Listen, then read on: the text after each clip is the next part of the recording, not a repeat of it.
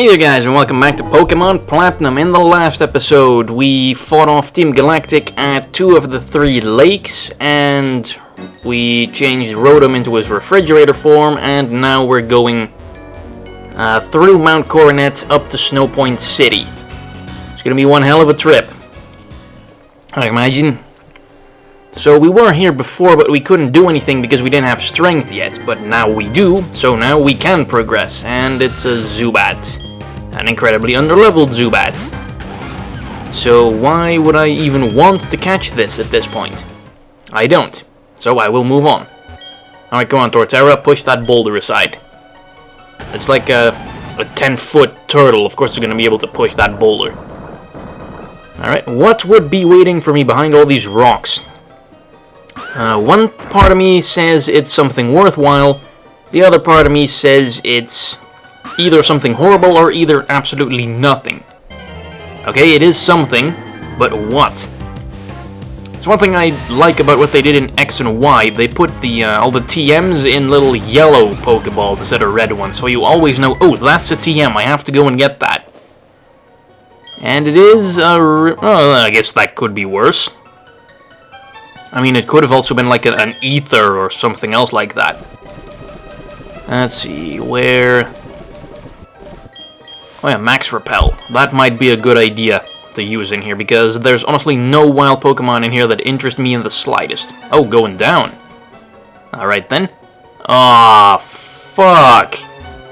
Gotta be kidding me. How is there fog in a cave under the ground? Gotta be shitting me. Oh, an Ultra Ball. That's not bad. Oh, man. Really hope there's not gonna be any trainers in here. Jeez, this place is a lot bigger than I thought it was. Okay, where does this take me, I wonder? Oh, an item there. Better go and get that. We could be important. I mean, it's pretty out of the way as far as items go, and usually those are the best ones. So goodbye, smash through some more rocks, and this one needs pushing. It's one thing I also like what they did with strength in X and Y. You just need to push these boulders into holes in the ground, and once you've done that once, they'll stay there forever.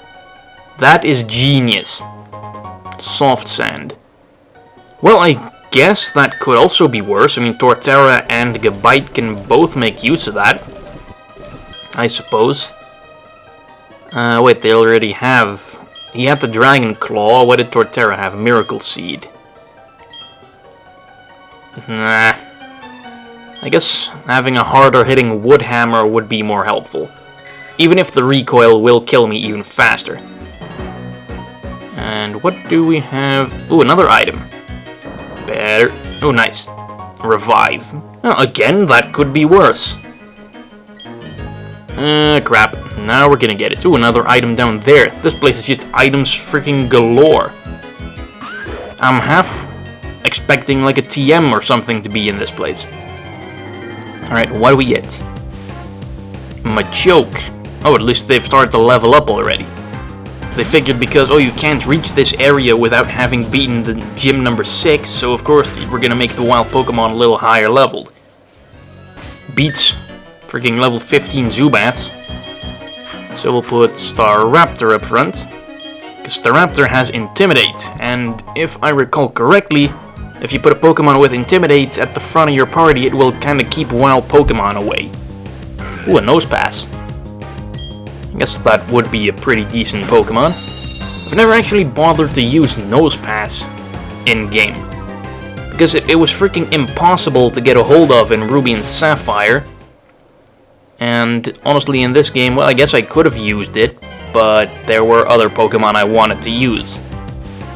It is also in X and Y, though, pretty early if I recall correctly, so I suppose it wouldn't be out of the ordinary to use a Nosepass in those games. Who knows, maybe when I'll do an LP on one of those. Once I figure out how the hell to properly record the 3DS and all that stuff. Alright, where does this lead? At least to a fogless area, so hooray for that. What do we have here? Oh, I think this is where you find Regice if you have the event Regigigas with you. But again, I don't have that event, so no Regirock, Regice, and Registeel for me. And no, it is not pronounced Regice. No matter what the anime, and no matter what Pokemon Battle Revolution and all that stuff wants me to believe, if it's supposed to be pronounced Regice, there would have been 2 I's in the name. There is only one, so it's either Regice or Regice, depending on how you want to pronounce the G. What do we have here? Full heal. Again, could be worse, I suppose. Holy shit, the snow I can barely see. And of course, the snow is kind of like the mud. Because, let's make people even more frustrated. And the worst part is, the path from here to Snowpoint City is insanely long, and it's covered with snow all the way there. So this is gonna suck. Anyway, what do you have? A Golduck. Did not see that coming. I guess Gabite should be able to beat it. I mean, Golduck's not exactly the strongest Pokemon out there. And not the bulkiest either. Especially not if it's using weak moves like Water Pulse. Maybe it doesn't learn any better. Oh jeez. Oh, for fuck's sake. Totally uncalled for. Okay, Torterra, Rotom, whoever wants to deal with this. Yeah, Rotom's probably for the best. Alright, Refrigerator Rotom, show your stuff. Thunderbolt. Let's hope she actually has a Pokemon that I need to use Blizzard against. Because Blizzard against a Golduck, then you're just asking for an ass whooping. Alright, Golduck down, good experience. And what else does she have? She's an Ace Trainer, so she'll likely have a varied team. Come on, Rapidash. That's, again, not something you're supposed to be using ice moves on. Torterra's a bit risky, so let's go with Octillery for this one. Because yes, Earthquake would take out Rapidash, but I'm pretty sure Rapidash outspeeds Torterra by a long shot. And Torterra will not like taking any fire moves, or Will-O-Wisp for that matter. And Surf should take it out. I mean, it's a Rapidash, it's not bulky. Nice. Good job, Octillery. You finally stopped sucking so much. Alright, and what is her final Pokemon? I'm expecting a Grass type for some reason. Water, Fire, and then the last one be Grass. Sudowoodo. I guess it's supposed to look like a Grass type because it's a tree and everything. But it's a Rock type. Kinda like that, just fooling people. I wonder how many people actually thought back in the days of Gold and Silver that Sudowoodo was a Grass type. Because I think they even made like a whole shit ton of anime episodes about that. I think Sudowoodo's debut episode was all about people thinking it was a Grass type and then it turned out to be a Rock type or something. And it's actually not that bad. I mean, it has Rock Head, it gets like Wood Hammer. And does Sudowoodo get Head Smash? I actually don't think it does. But it definitely should. I mean, recoilless Head Smash is pretty much the only thing Aggron has going for him. And Relicanth for that matter. Honestly, Aerodactyl should be getting Head Smash. And Brave Bird. It has Rock Head, and the only move it gets that actually works with Rock Head is like Double Edge or something. Anyway, it's an Ambipom. Haven't seen one of those before. I'm expecting a Fake Out, but if I recall correctly, that's an Egg move, and they usually don't... Nice, no Fake Out. But Sand Attack is not much better. Oh, nice. Earthquake actually goes through. Of course, I don't see how a little bit of sand in your eyes would make an Earthquake somehow not hit its target. Considering Earthquakes are usually big, area-encompassing events that are generally unavoidable. So I don't see how Sand Attack is supposed to help against that. Oh, U-turn. I don't think Ambipom learns that through leveling up, so I guess this guy did use TMs on it. Alright, what is he gonna bring in? Porygon 2.